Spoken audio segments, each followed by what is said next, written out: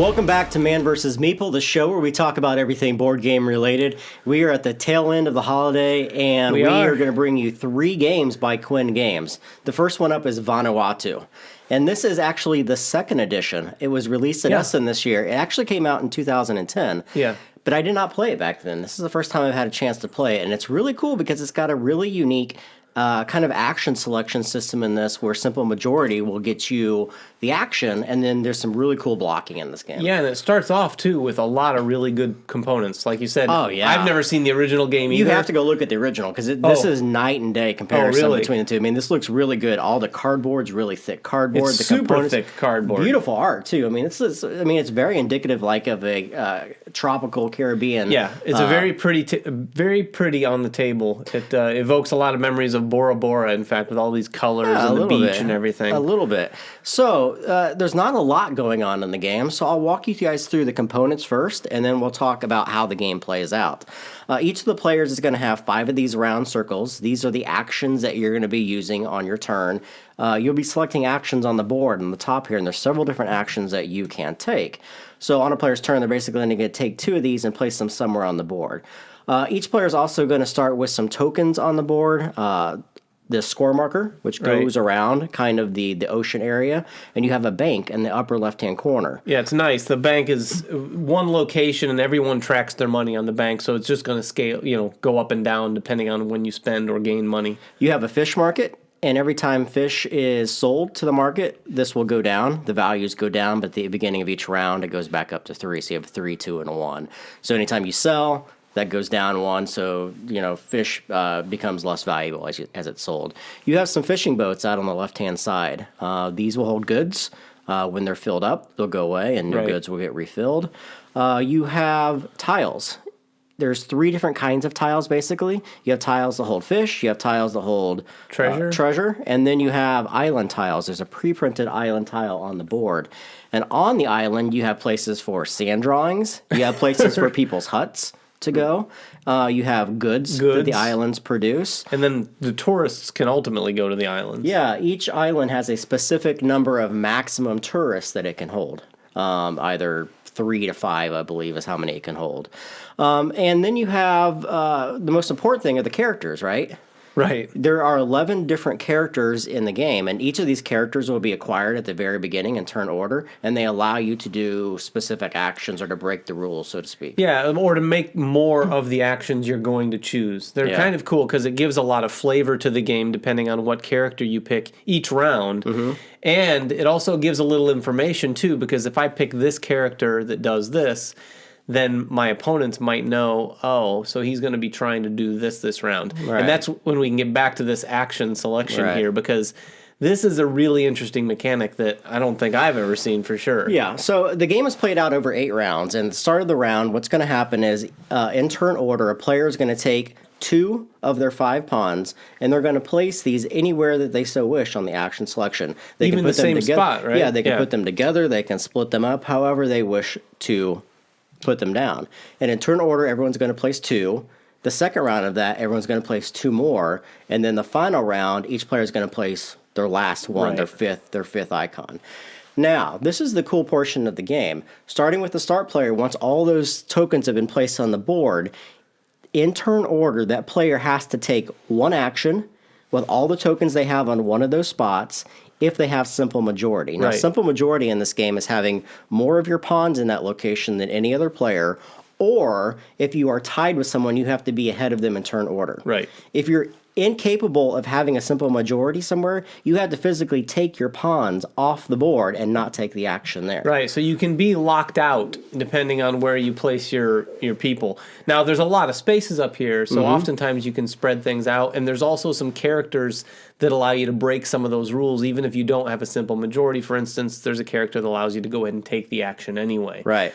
But it's a really interesting mechanic because you can find yourself competing with all the other players over a couple spots if you're all trying to do similar things.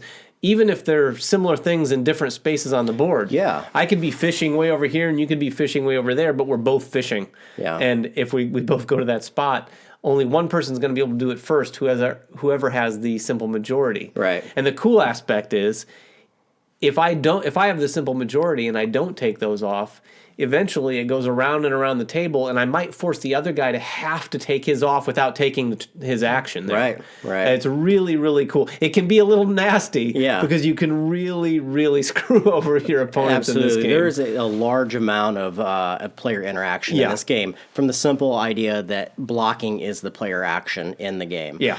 So what can you do with all these different actions? There's a variety of different things you can do. Typically in the game, to do an action, you either have to be on the spot, such as fishing, or diving. Your sailboat will have to physically be on those spots to do those actions. If you're not, you can sail. Sailing is one of the actions, paying $1 for every space that you move, up to 3 spaces. You can build huts on locations that are adjacent to your sailship or your sailboat. Each of the tiles has a specific number of huts that can be placed on those areas. Huts are worth victory points for every tourist times 2. So if you're looking at the screen right here, there's 2 tourists in a green building. That green player would get 4 victory points because there's 2 tourists in one of their huts. So placing huts on the board is very important. There's also spaces to place drawings, these little turtle drawings, these little round circles that you can place on the board. Again, it has to be adjacent to one of your sailships or sailboats. Those are worth 3 victory points every time they're placed, unless you have a specific character that allows you to get 5 victory points. Yeah, I mean, if you can't tell, there's a lot of different places to get victory points in this game. Yeah. And even though you're getting in each other's way up here, you can oftentimes, we played a 4-player game, and I was able to stay out of harm's way for the most part up here, and I was going around the board drawing turtles in the sand all over the place, which are pretty much the most straight-up victory points. You know, the turtles in the sand, it's 3 points or something like that. Right. The other things rely on a little bit more longer-term play. When you're placing those huts, you're going to get those points later. And then you can pull in tourists to the islands as well. Yeah. I mean, basically, we don't have enough time to really go through every one of these actions, but there's a wide range of a point salad sort of aspect of this game. One of the actions I will talk about very briefly is the rest action. On the rest action, there are 4 different tokens here that are face down on the board. If you are able to take a rest action, you look at all 4 of those tiles, or however many are left from another player going there, and you're allowed to pick one of those. One of those tiles in there allows that player to become the first player in a subsequent round. There's going to be 8 rounds in the game that you'll be playing through. New tourists will come in, boats will come in if they're not filled in from goods, and you keep playing that. Now, one of the things I'll say, and I'll go ahead and get into pros and cons, one of the things I really like about this game, besides the blocking here, is the bank. This game, a lot of games will talk about money's tight in this game, money's tight in this game, money's tight in this game. This game, money is extremely tight. So tight, in fact, that every time you get a tenth a dollar, it gives you victory points. And I think in our game, no one did that. No one did that. Yeah, no. I mean, so you're going to stay within this 1 to 9 range for the most part, because more often than not, you find yourself needing to do something that requires money, and you don't have it. Right. Even if it's $1 or $2. Yeah. So you're going to have to do... You're going to have to use a combination of actions oftentimes up here, where you use one first to get you a little bit of money, and then use the next action to spend it. And that's even made more complicated by the fact that people are blocking you. That's right. Because if Jeremy knows that I need that money to do this, he might let his people sit on this one for a little while so that it forces me to lose that money. And then it totally ruins the whole turn. Another extreme positive of this game, and we were talking about this before we got on camera here, is this player aid. Yeah. It tells you exactly how to obtain money, how to obtain victory points, and it gives you ideas on how to do those specific things in the game. And that's needed in a style game like this, because money is so tight. You have to figure out a way to do that, either by selling fish, by building huts, by bringing tourists to those areas, and so forth. And categorizing the information on this player aid this way also is very helpful for bringing new players to this game. Right. You know, if I'm able to teach something, oftentimes when I'm teaching new players, that's the kind of question that comes up, is like, how do I get money again? Because I need it right now. Or where are we scoring victory points because you're all the way to 25 and I'm still at 0. And they have it set up that way really nicely, so you can just kind of remind yourself without having to ask that question. The other portion of the game I really enjoy is at the end of the round, starting with the first player, you have to pick new characters. And this is pretty cool because in a 4-player game, 4 players will have different characters. However, you can only pick from the characters that are still available. Right. So you physically have to pick a new one and then put your old one back in.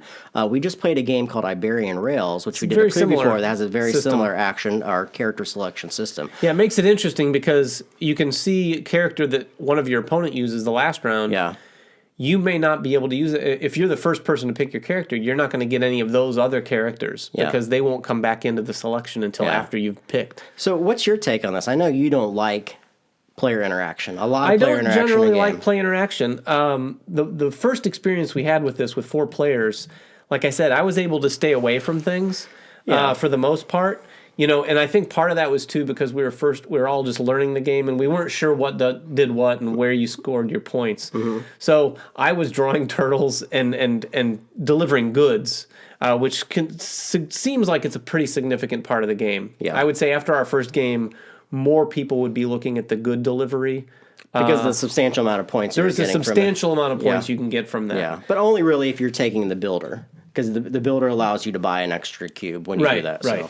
But what I like about the interaction here in a worker placement sort of way, even though this isn't worker placement, it's that right level of interaction to me. Mm-hmm. There's nothing you can really do. Like very rarely is someone going to place in this game only to mess with their opponents. Mm-hmm. Because you're going to be giving up what you want to do yourself for your turn. Right. So there's that's the right amount, and oftentimes there's going to be a lot of passive interaction where you're like, oh, I'm not meaning to block you there, but I really want to go there too, and it's just going to happen.